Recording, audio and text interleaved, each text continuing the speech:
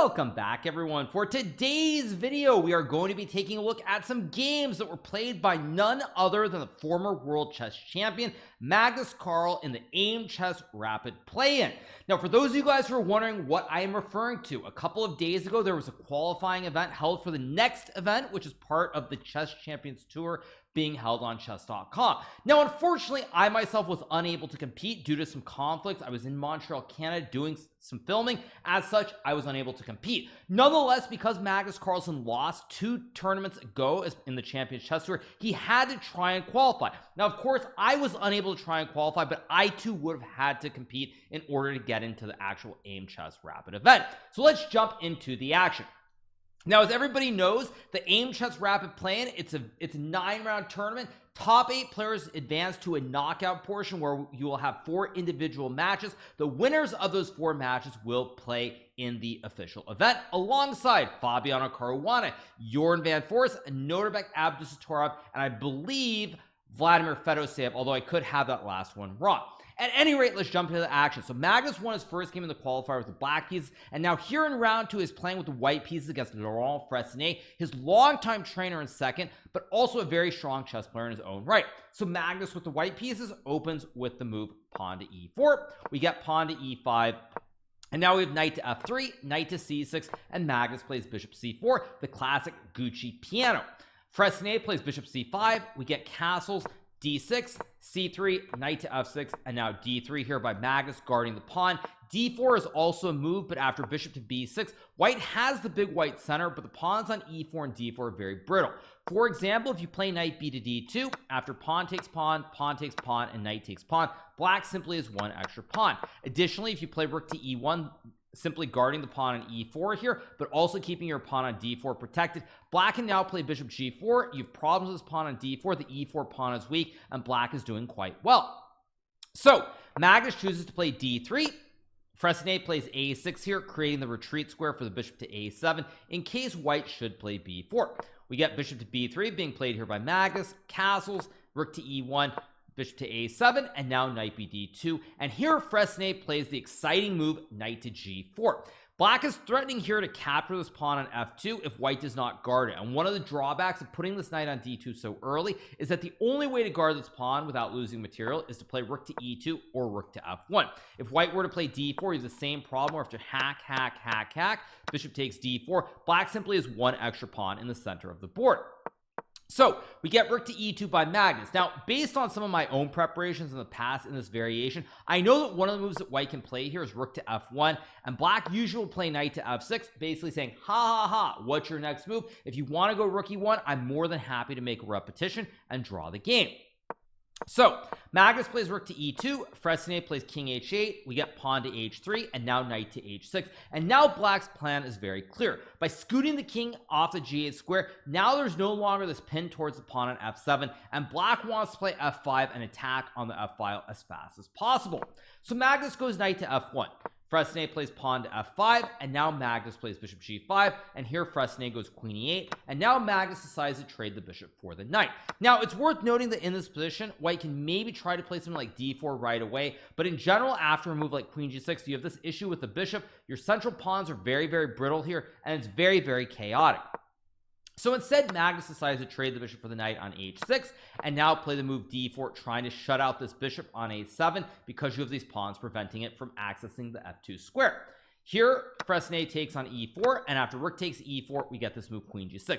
Now one thing that I cannot stress enough, whether it's blitz games or whether it's rapid games here, is that it's very important that the flow of the position is in your favor. Now what I mean by that is in this position, if you're playing here with the white pieces, white does not have obvious moves here.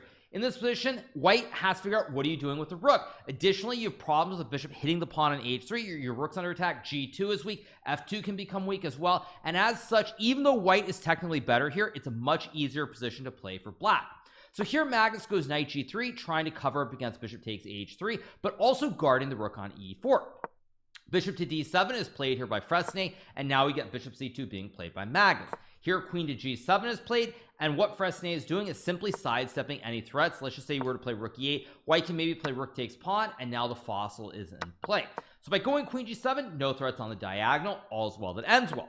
We get queen to d2 being played by Magnus, and here Fresnay sacks the rook with his thematic sacrifice, rook takes knight on f3. Now it's interesting to note whether Magnus saw rook takes f3, whether he just simply didn't like his position, or what was going on. But when you go queen d2 and black sacks the rook, after pawn takes rook and e takes d4, suddenly it's a very, very scary position. This diagonal is opening up for the dark square bishop. White has these weak pawns on the f file, as well as weak pawn on h3. There are threats like queen g3 down the road as well, and also black can go rook f8 or knight to e5. Now what's amazing about this position is the computer thinks that white is still completely fine, but with only one move here, and this is a move that you would never in a million years find in a blitz or a rapid game. In a classical game, it is potentially possible, but what white should do here is sack the rook right back with rook to g4, because after bishop takes rook and h takes g4, suddenly white has a great bishop on this light square diagonal. It's unopposed. You can also go knight to f5 or knight to h5, and after d takes c3, b takes c3, white is very much in the game. Worth noting, if black plays knight to e5, you can even go king g2, rook to f8, and now a move like bishop to e4, simply guarding the pawns, or even a move like bishop to f5 as well. So rook g4 is the best move, but again, for Magnus here, very, very difficult position, not a lot of time on the clock, and he makes a mistake by playing king to g2 instead. We get pawn takes pawn, and now Fresnay plays knight to e5, another very thematic move here, because black puts pressure on the pawn on f3. Black also has bishop to c6, which is a huge threat as well on this diagonal, and you can't really oppose this bishop on c6 here. So Magnus here has to find the only move again, and once again he is unable to do it. As with before, rook to g4 sacking the rook right back is correct. Here black does not have to take with the bishop, after which white is maybe slightly better, but you can actually take with the knight. But after hg4, rook to f8, and now a move like rook to e1 followed by bishop to e4, white is completely fine here. Magnus instead plays f4, which is a huge blunder here, because now after knight to g6, black has bishop to c6, knight to h4, and now it's really, really difficult to play. And here Magnus finally makes an outright blunder with rook a to e1. Now computer says after king to h2, knight to h4, and queen to e2, white is still maybe okay here, but after bishop to c6, you then have to play a very quiet move like rook to f1, which is a very strange move, makes absolutely zero sense whatsoever to be played. And of course, if you see this position, you can't go to e3 because of the dark square bishop. Knight f3 is a threat. Your knight is very weak on g3. These pawns aren't good. King is weak, and it just feels like you're going to be overwhelmed. So Magnus plays rook a e1, and now Fresnay plays knight h4 check, king to h1, and now the bone crusher, knight to f3, forking the queen on d2 and the rook on e1. Black is going to get back the material here after queen to d5 and knight takes rook, but on top of getting the material back here, white's king is weak. These pawns on h3, f4, f2 are weak. So not only is material even, but now your king is super weak. And as we know, Magnus Carlsen is a player who loves king safety. Fabiano Caruana, the former challenger for the world championship, the player who lost to the fried liver a couple days ago in Norway chess, he even said this prior to their match, that Magnus really likes king safety. So after queen to d5, knight takes e1, Magnus goes queen takes pawn. You cannot play rook takes knight, because after bishop c6, spaghetti-o, you're going to lose your queen, and that is never a good thing in life. It generally is going to cost you a lot, pun intended. So we get queen takes b7 being played here by Magnus. Fresnay goes rook to g8, an excellent move here, because now if white captures the knight on e1, after bishop takes f2 with the double stack on the g file, the weak rook, the weak knight, it's simply GG, why not? You just lose immediately. So here Magnus plays queen takes bishop on a7, and now Fresnay correctly plays this move bishop c6. It's worth noting that knight takes c2 is also good, but after queen takes c7 here, white is still only a little bit worse. Black has to find something like h5, h4 in order to convert and get the full point, and that's not easy whatsoever. But Fresnay correctly spots bishop c6, pinning the tail on the donkey. The rook cannot be moved from e4, and now you just lose pretty much immediately. Magnus goes bishop b1. Fresnay gobbles on c3 because you can never move the rook still, and after king to h2, now Fresnay makes another excellent move, which is knight to f3 check. We get king to g2, and now knight to d2, forking the rook and the bishop. The rook is still pinned here. Your knight is also pinned, and it's simply curtains. Magnus plays king h2, trying to keep the game going, but after bishop takes rook, we get bishop takes bishop, not knight takes, because here black is a classic Arabian checkmate with knight to f3, king to h1, and rook g1, which is game over. So Magnus takes here with the bishop. Fresnay trades the knight for the bishop, and after knight takes e4, he simply goes queen to c4, and after queen to b7, he finds queen to f7, another excellent move here, because if you were to play a move like h5, White maybe has some chance here with queen b2, rook g7, and queen to b8. I guess here there's still queen g8 which wins, but nonetheless there are potentially some tricks. But when you go queen to f7, there's a very simple plan. Take the pawn on f4 or double stack and go for the checkmate on the open g file. Magnus plays knight to g3. Fresnay captures the pawn. We get queen to b2, queen to e5 here, queen to c1. Fresnay plays h5, trying to go h4 and win the knight. We get h4, queen to f6, hitting both the pawns on f2 and h4, king to g2, rook to f8, queen to e3, and now Fresnay gobbles another pawn here, because after queen to c3 check, you simply block with the queen. And as we can do from the material count, not only does black have a rook for a knight, but he also has 3 extra pawns here, and it's just overwhelming. Magnus goes queen d3. We get queen f4, queen to e2, h4, knight f1, rook g8, king to h1, and now this nice move queen g4, threatening mate on g2 or g1.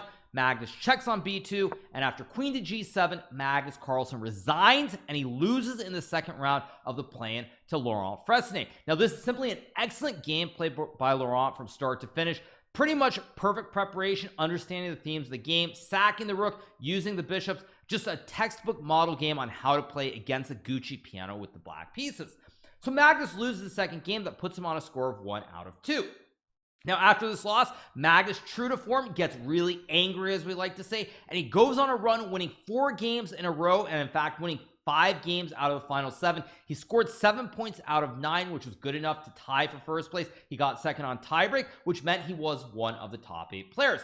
Now, because he was one of the top 8 players, this meant he advanced the match format, where he chose to play against another one of his seconds, I think, or one of the people that he's worked with on and off, Ivan Saric. Now, Magnus won a very nice first game in the match, but in the second game, to everyone's shock, he simply got outplayed and lost to Saric, which meant the match was tied at 1-1.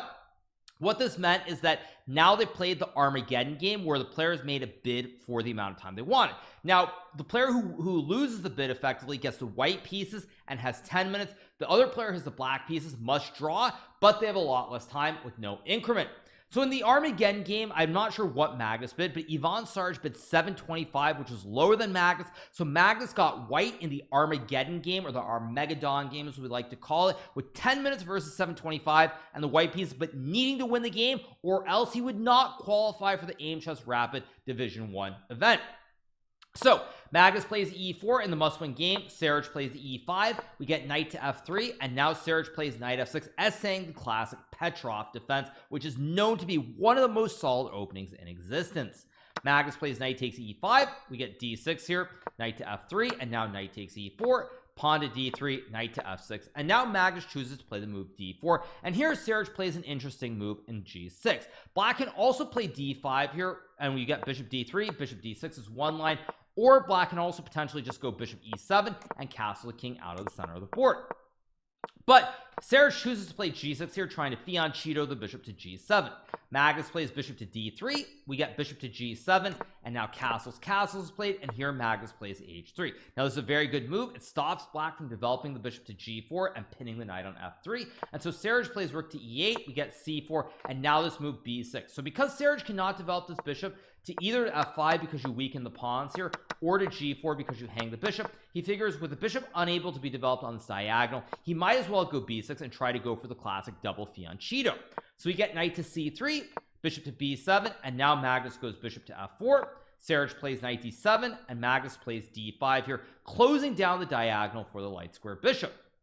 Now the plus to closing down the diagonal is that white would love to play queen d2 and potentially a move like rook to e1, finishing the development. But if you ever play queen to d2, black can trade the bishop for the knight, and now you have the weak pawns on f2 and f3, and after knight h5 with queen f6 or queen h4 combined with the weak pawn on d4, black is simply in a world of hurt. So Magnus plays d5 here, and the idea is you close down the diagonal for the light square bishop, and now if black plays say rook b8, you go queen d2, no worries of the bishop chopping the knight on f3. The drawback, however, is that when you play d5, now you open up the scope for this dark square bishop potentially down the road from g7 towards either the knight on c3 or the pawn on b2. So we get knight c5 from Saric. Magnus plays bishop c2. We get knight fe4, trying to open up the long diagonal for the dark square bishop. Knight takes knight, and now Magnus goes rook to b1, simply guarding the pawn on b2. Here Saric plays queen to f6, bringing the queen into the game and putting pressure on the bishop on f4. And now Magnus goes bishop to e3. Here Serge plays a5, another very thematic move. Black would love to go knight to c5 here, but this is not a true bastion because white can always kick the knight out of town with b4. So when you go pawn to a5 here, if white plays, say, let's just say knight to h2, after knight to c5, now the knight is anchored, white no longer has b4, and black is completely fine. So after bishop e3, a5, Magnus chooses to play bishop d4. Now, I don't necessarily dislike this move per se, but the notion of trying to trade off pieces here violates one of the basic rules that we have in the game of chess.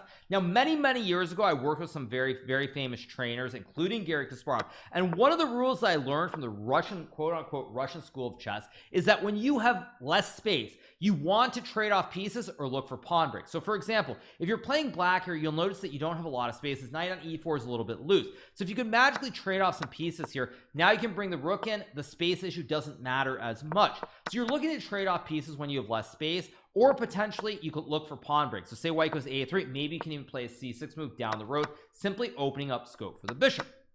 So black has less space due to the pawn structure here, very specifically d5 and d6 and c4 and c7. Pawn on d5 is further advanced. If, for example, let me just go back somewhere like here, the pawn structure is the same and neither side has more space here. But once white pushes his pawn to d5, white has more space because the pawn is one square up the board, and this d pawn has only moved up one. You've got 1 2 3, one square up. White has more space. So when Magnus plays bishop d4, queen f4, and trades the bishop, this is a fundamental mistake, and it's very interesting that Magnus actually does this, because after the bishops are traded, black no longer has the dark square bishop, which is very powerful, but on the other hand, it's one less piece to worry about, and black can still put the knight on c5 or f6, and maybe even stack the rooks on e7 and e8. So here Magnus plays queen to d4 check, and we get this move queen to f6. Now after queen to f6, Magnus decides to take the knight on e4. Now this whole sequence is very committal, but again, it is also an Armageddon game. So because this is an Armageddon game, sometimes you just want to move quickly because your opponent doesn't have time to think. Whereas here, if you spend a lot of time trying to find a perfect plan, you spend say 60-90 seconds and you don't find it, suddenly the time is really close to evening out and you've lost the one big advantage you have here.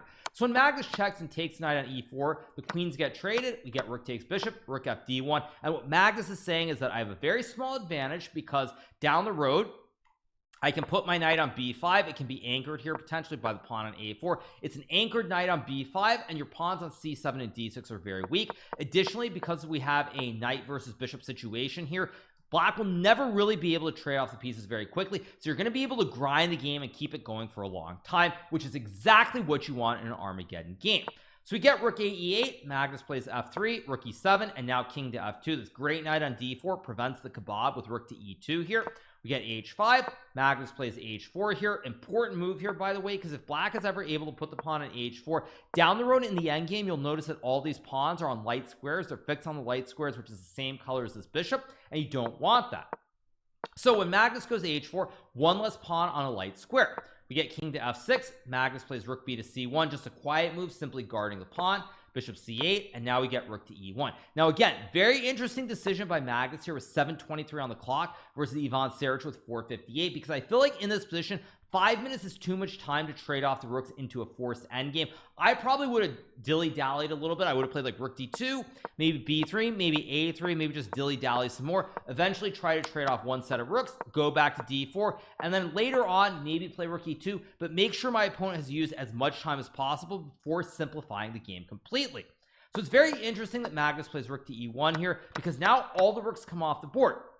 Now mind you, the show goes on, but with nearly 5 minutes on the clock, black should be completely fine. So Serge plays bishop d7, knight cannot jump to b5 or c6 anymore, and black should draw this most of the time. Magnus plays king f2, we get g5, g3, takes. Now you'll notice the pawn on h5 is fixed on the color of the bishop, whereas the white pawn is on a dark square here. We get bishop f5, king to e3 played here, not knight to b5 by the way, because after knight to b5, black can go bishop d3, and after b3, bishop b1, white has to go back with knight c3, bishop f5, and again, if you go knight b5, bishop b1 will be a draw, and if you bring the king to the center of the board, now I can just go back with bishop d7.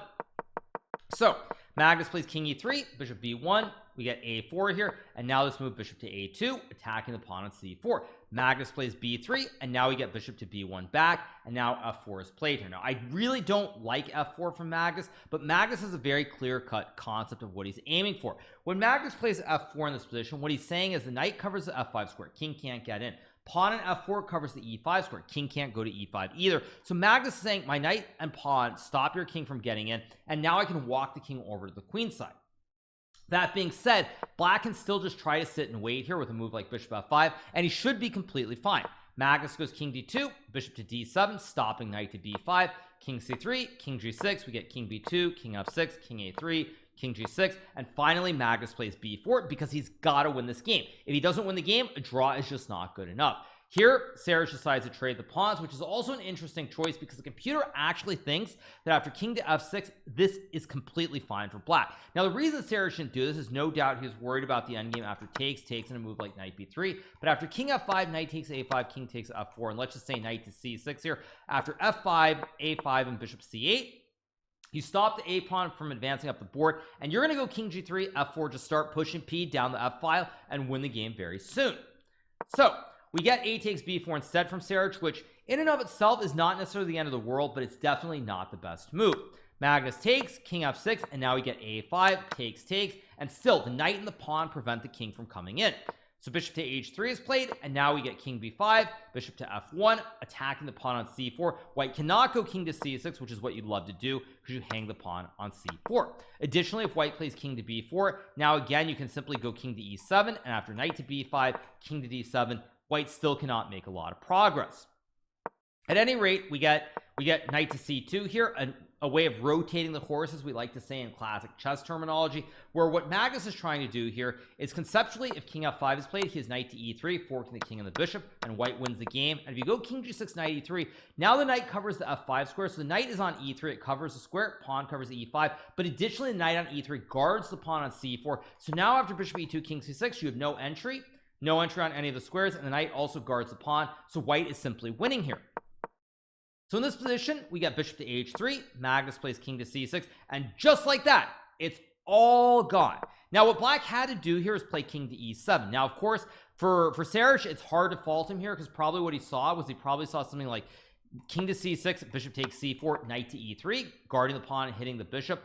And after bishop to a2, a move like king c7, and already here it feels very scary. White has ideas like knight to f5, trying to win the pawn on d6.